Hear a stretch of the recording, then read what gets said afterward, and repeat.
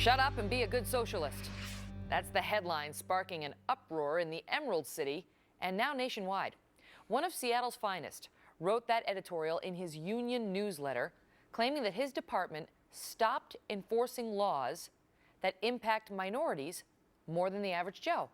All part of the city's so-called Race and Social Justice Initiative, which is designed to combat institutional racism in government. For example, the city's website in Seattle claims that jobs that require college degrees are racist because more white people go to college. City prosecutors have also stopped enforcing certain traffic and drug laws because they feel that they're too harsh on minorities. They are also openly admitting to requesting less jail time for illegal immigrants who are arrested for crimes because they want to prevent the feds from deporting them. Here is Seattle City Attorney Pete Holmes. If we start to learn and understand that one of those institutional causes of racism is actually in the criminal justice system itself, it's our obligation as prosecutors, as members of the bar, to address it. Joining me now, Angel Reyes. He's an attorney and author of Hispanic Heresy. He also supports this idea of so-called social justice. Angel, thank you so much for being here. So let me start with these, the more controversial ones. It's racist to require a college degree? Well, no, Megan, it's not racist to require a college degree, but I think what's more important is that we read that particular language in the context of the entire statute and the entire initiative, and I don't think that's what it really says. I think that the folks that are on the other side of this issue have manufactured that problem. Well, I'm looking at, and I confess I don't know a lot about the initiative, but I'm just looking at the Seattle website because when I heard that report, I thought, certainly not. They can't really be saying that, and yet I see this on the website. They're talking about institutional racism. This is the city. And they give an example. This is their example of institutional racism. Quote, job requirements that put undue emphasis on college degrees over work experience may eliminate qualified candidates of color who face institutional barriers to higher education. Well, it also may institute candidates who are white, who just couldn't go to college or couldn't get in or couldn't afford it. I mean, to now say that an employer who wants college-educated people is a racist is going to raise a lot of eyebrows from folks. Yeah, it's very unlikely that it says it's any employment situation. I think it only is respect to city employees or taxpayer-funded jobs. Even and so. I think that Seattle's taken a terrific step in the right direction with this law, because who among us really would want to live in a state or a city or a town where equal protection didn't mean equal protection for Yeah, but you're going everyone. to the general. I hear you. I mean, when you put it like that, who's not going to be in favor of equal protection? That's in the U.S. Constitution. We all want that, but when you say equal protection, in my view, as the person who runs Seattle, or as the city attorney, is if you don't hire an employee because he lacks a college degree, you are a racist, sir. I'm going to say, really? I think you might be taking that a little too far. I mean, can you agree on that?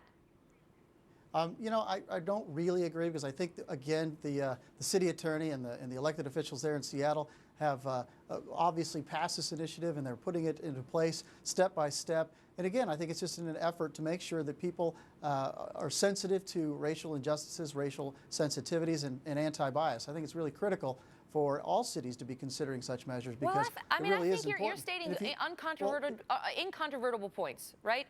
Who is pro, racism at a city employment level? Nobody, But this cop got some heat because he wrote in his union newsletter a piece criticizing these policies, saying this is crazy.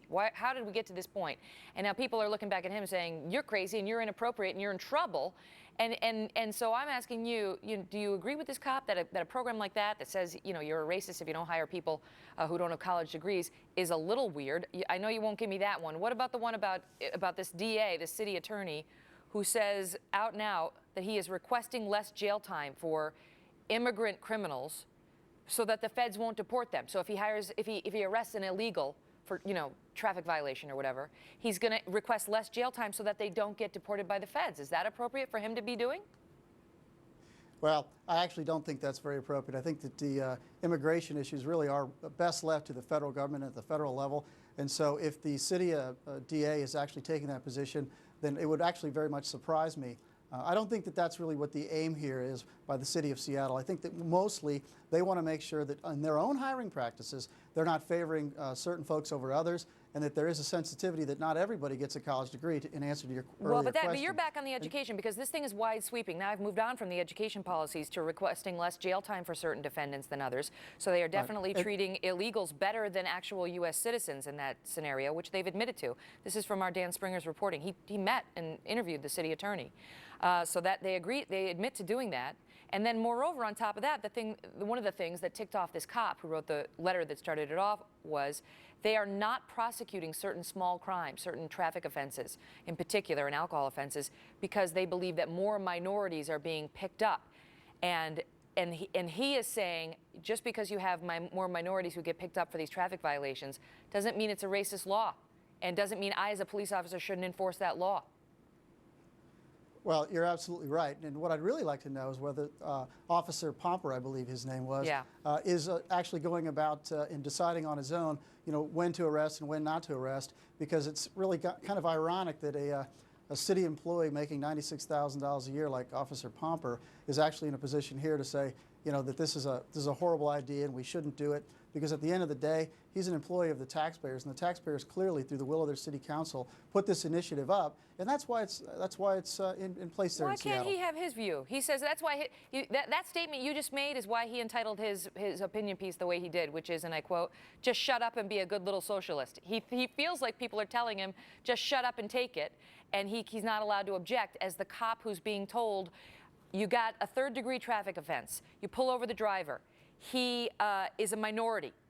Don't give him a citation and don't arrest him. But if it's a white guy, take him down to jail. Well, I don't think that's what the law says, and if individual police officers are interpreting it that way in Seattle, that's really a shame. I doubt when Officer Pomper refers to folks as they, I'm not really sure who he's talking about, but if he's talking about his fellow officers, I think that he needs to do a little more checking around to see if that's really rampant and prevalent in his ranks. So, I mean, he's a beat cop. He's out there. He says it's happening. He says he's been forced to go through training to pursue these policies. And on top of that, you got the city attorney who's saying, not only is this happening, but I defend it because I think this is the way to look out for racial minorities. So that's why it's gotten controversial. I'll give you the last word, sir. Keep in mind what the city attorney's office is doing. They're actually just upholding the initiatives and the laws in the city, and that's really their mission. That's all their mission is. And so the city attorney is actually doing what he's supposed to do. He's, defending the folks on the city council who have put this law into place. Understood. Angel Reyes, thank you so much for joining me. I appreciate it. Thank you very much, Megyn.